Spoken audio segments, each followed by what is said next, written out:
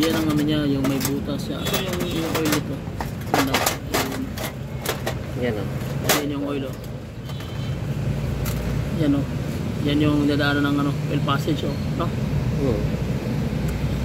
Kabilaan.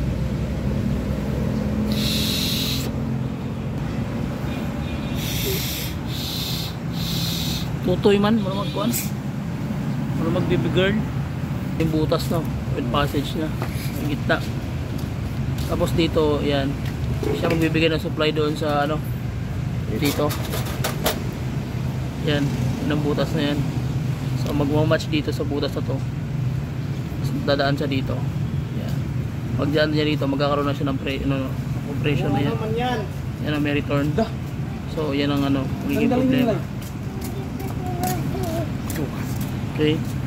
So yan ay magiging ano niya, passage ng mga oil.